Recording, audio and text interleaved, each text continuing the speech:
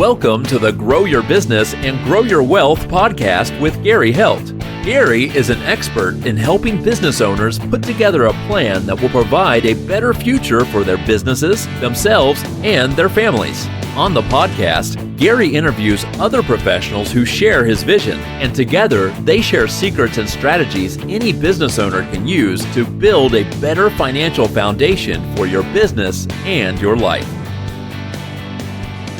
Hey, welcome back to the podcast. This week, my guest is Shawna Bieda, and she is a seasoned senior wealth advisor with XML Financial Group, and she brings over 20 years of experience in financial planning and wealth management. As a certified financial planner, Shawna is dedicated to empowering women to take control of their financial futures with clarity and confidence. Welcome, Shawna. Hey, good morning, Gary. Thank you so much for having me. I'm honored to be a guest here on your podcast today. Great. Thanks for joining us. What inspired you to want to work and work and empower women when it comes to their wealth? Mm, really good question. So I'd say that um, I was really driven by my own personal experience. Growing up, money was a constant source of stress in my family. Instead of letting that cycle continue, I set out to master what had once felt overwhelming. I wanted to understand money in a way my parents never had, and I wanted to turn that knowledge into confidence. That led me to, it started out actually back in high school. I joined the Academy of Finance at the age of 15. I had internships in banking, and that eventually led to me having a role at Merrill Lynch by the time I was 22. So I'd say, early on in my career, and this was, more than 20 years ago, I saw firsthand how women, they were often left out of financial conversations. I, it fueled my passion to really change things. And so that's what led me to pursue a career in wealth management and to really take on the initiative to help educate, support, and empower women to take charge of their financial lives. I know lots of times, you know, talking finances around the dinner table is almost like talking, religion or politics. It seems not to happen. Have you seen that starting to change at this point? Yes, I have, but it's taken some time. Mhm. Many years ago, you'd see that, or you could talk to women and they're like, "Oh, my husband handles the finances." The topic was really taboo. It wasn't really touched upon. But fast forward 20 years later, it's a completely different story. Women are now leading the conversations. They're asking the questions. They really want to be a true partner in the process. Mhm. And the confidence shift really has been incredible to watch. And I think that's why today there are a lot of women advisor or women who seek out to work with women advisors specifically. So. What is it that makes it so different working with a woman who is an advisor versus a man who is an advisor? We all know we're just different. There's a difference between men and women, right? Right? And so women, I think they face unique challenges. There's pay gaps, there's career breaks, there's longer lifespans. And then on top of all of that, we're all juggling so many roles at once. Mhm. I know that because I've lived it. I've raised kids, building a career, caring for a family, wearing all these different hats. And so women really approach financial planning a little differently than men, this from what I've experienced. They want more of a holistic approach to financial planning. They want one person who can talk to them about estate planning, education planning, retirement planning, caregiving. They want this person to help them with, financial situations that can incorporate all the hats that they wear, really. Mhm. And so I think financial planning for women, it has to be a little bit more flexible, a little bit more realistic. Um, given all the hats and all of the challenges that we face. Right. Um, in talking about that, you talked a little bit about, what the differences are and some of the challenges. What is one of the biggest mistakes that you're seeing women make when it comes to saving for the future or even in retirement? Waiting too long to start. There's a definitely a confidence gap, and women, they lack the confidence to really begin saving, to start with that 401k, to contribute to a Roth. If they're not educated, they don't have the knowledge, they have a tendency to kind of put it off and add that to the bottom of their list. We often have list, right? Kids, family, and finances tends to fall to the bottom. So I'd say definitely the most common mistake is just waiting too long. Also, not updating your financial plan as life changes. Um, Having kids, getting divorced, all of the big life changes that take place involves making updates to your overall financial plan. Yeah. Yeah, I know. I've seen over the years in my business, and it's funny that you say that typically it's the men, but I've seen it to where in my business where it's like I'm dealing with more the wives I when love it comes that. to the tax returns and getting the information in and discussing things with them. And it's they're leading their careers and doing that piece of it also. Which again, I always try to encourage both spouses to be involved with the taxes and finances and things like that, because inevitably one of them passes. And Right? then inevitably it's always the one that's been taking care of all the finances over the years and stuff, and the other one's lost, no matter if it's male or female. Yep. um, how do you try to make sure that the women are involved, but then also still have their spouse involved in the planning and going through? Because again, all of this needs to be both to be able to be successful um, in the planning for the future and again, just making sure if we lose half of our income, what's the family going to do? And I always hear people with, especially when it comes with life insurance and things like that, oh, we got time, we got time. Reality is we don't. Don't have time.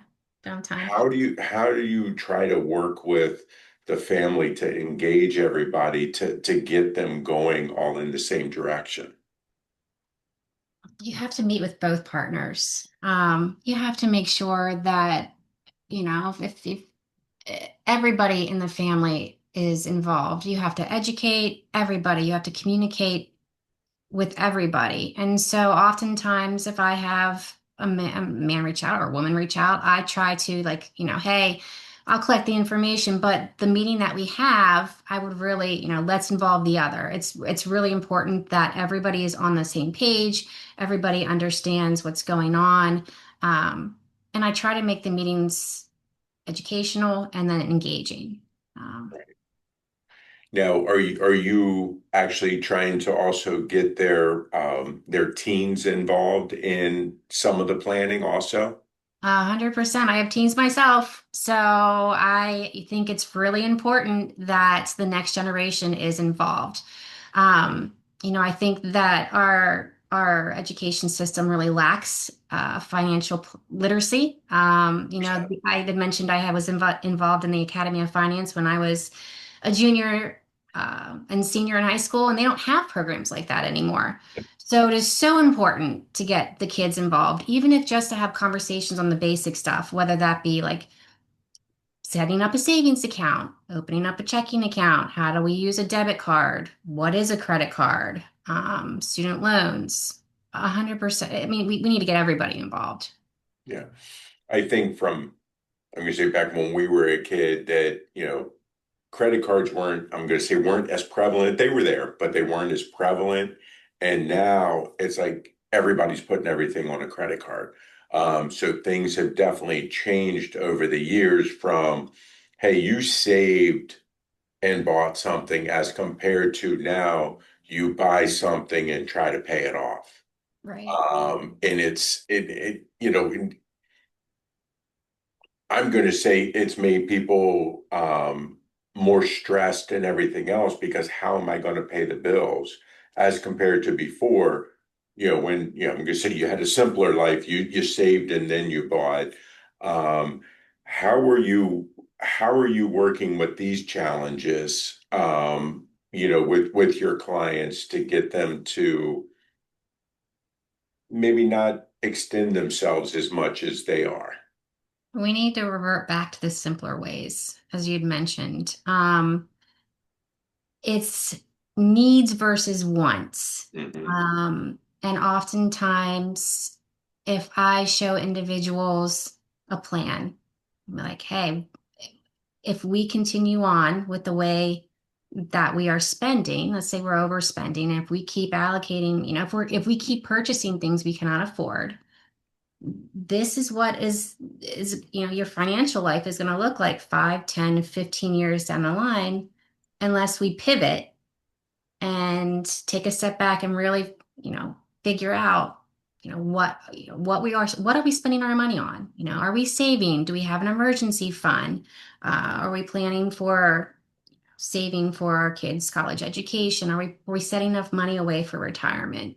It's really just taking a step back, gathering all the facts, presenting them with a solid plan, and being like, okay, let's take a look at this, and let's see, what needs tweaked. And um, but yeah, like you'd mentioned, we definitely need to go back to the simpler way of staying away from debt, increasing our savings. Yeah, I think that look at, I mean, our grandparents had pensions. Mhm. Very very few people have pensions anymore.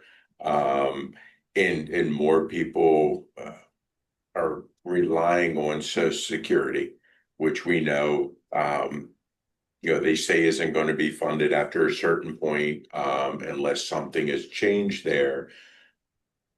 But people don't seem to be putting as much money away that they need to in 401ks or Ross or any type of a long-term savings. Yeah. How are you trying to help educate your clients that, hey, you really need to do this, and yes, you may have to sacrifice a little bit for this? Yeah. It's really hard for us to picture ourselves 30, 40 years from now, right? Hmm. And so that's what I try to do. I try to be like, okay, let's think about, what do you want life to be like in retirement? What do you want life to be like 30, 40 years from now? Um, and so a lot of people don't realize um, how much they actually need to save to supplement that income in retirement, especially these days. People are living so much longer. Hmm. Years ago, our lifespans were a lot shorter. People were retired maybe 5, 10 years. Now we're looking at 30 plus years in some instances. So factoring all that in, you really got to educate people and be like, hey, this is, if you live to be 95, 100 years old, which there is a good possibility you could, and you want to retire, let's say it's 65, this is how much you need saved. This is how much you need to have to live comfortably in retirement. And I think once people see the facts, they see the figures, it's like a aha moment. Like, okay, um, I've got some work I got to do. Shawna, can you help me figure out how much I should be contributing to my Roth, how much I should be putting aside in my traditional IRA, my 401k? Um, so it's really about educating them. Yeah, and since you're primarily working with women, also, I've seen where many of them have that big, huge gap, employment gap, because they've, chose to stay home, raise the kids and stuff. So they're starting later in that savings? How's that discussion go? Because lots of times it's like, okay, they have a lot to make up for. They do. They do. And so again, it's just all about coming up with a game plan. It's like, okay, this is where we are. This is what you have saved. These are what your goals are. How can we get you to where you need to be to accomplish your goals? And sometimes that might be let's reevaluate our spending now and let's really refocus on saving, for ourselves so we can go ahead and accomplish these goals in the future. And sometimes that might even be we don't save as much as we are for our kids' college education, and we reallocate those funds to our retirement fund. Because at the end of the day, I think what is often very challenging for women is that they are last on the list of the individuals they need to take care of. Right, And so, again, it's just starting out having those conversations, educating, and then creating a plan and working towards those goals for them. right. I think that education obviously is very important. Um, Lots of times I think that I'm going to be a little controversial here, that we don't need to pay for our kids' college. It's they can certainly have skin in the game, and lots of times when they do, they tend to I'm going to say perform better. And I think that if we look at right now the number of trades that need people in them, and male or female, that it's like, that gap is growing because so many baby boomers that have been doing this for so long are retiring, and even, trying to sell their businesses and not able to because there's not that next generation coming. I think that there's a lot to be said for, hey, look at the trades, look at the vocational to see what there is, because I think soon the cost of all of that we're going to be paying services for somebody to do that is going to be a lot higher because the whole supply and demand. So I think looking at that, from a funding education and stuff like that, I would almost say, hey, I would much rather see you put away in your retirement for you than funding your kids' college, that instead of them funding it. And I just think that that's something that everybody really needs to look at. I agree. Um, give us one of your success stories. Um, Success story. Gosh, there's so many of them. Um, I I had I guess what I can do is I'll start off by I'll make it a little personal. I back in 2020, we're in COVID. Kids are virtual school downstairs in the kitchen. Husband is home office, and I ended up having a stroke mid burpee. I was young. I was taking a virtual exercise class.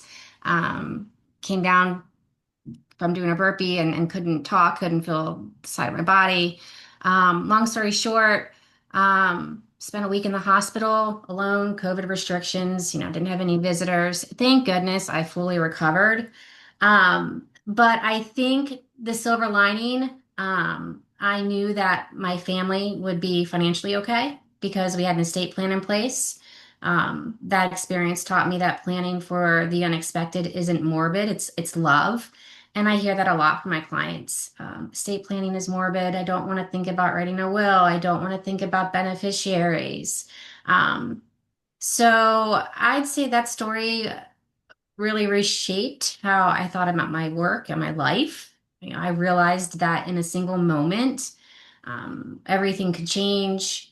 And the only thing that really brings peace is knowing that you've prepared for those moments that you can't predict.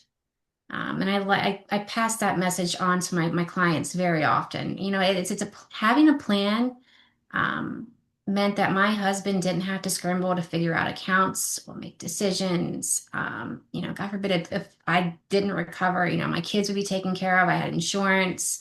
Um, you know, I share that story because too often we put off planning thinking that we have time. Um, and the truth is that, you know, planning really isn't just about money. It's making sure that your loved ones are cared for. You know, gives them and you clarity, security, and to really truly, you know, what the focus on what really matters in life, you know, because life throws you curveballs and you never know when things are going to change and be flipped upside down.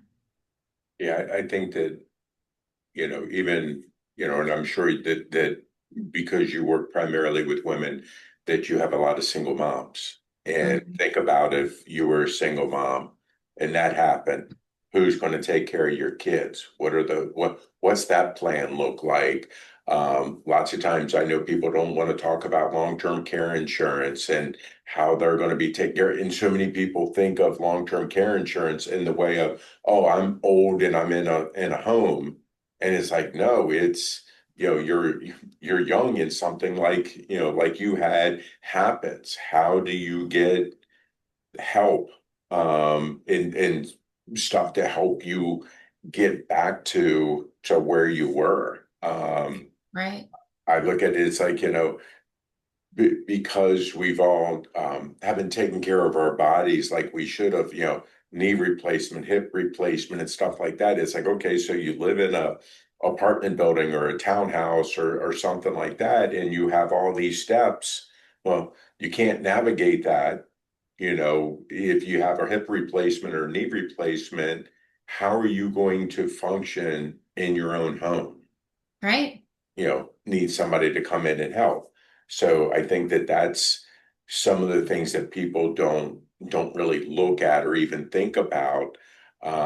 Because again, they look at it that so much of it is like I guess like you said, it's morbid to think about it. It's like, no, this planning helps you so you know what's going to happen and your loved ones know what's going to happen, if something doesn't go right.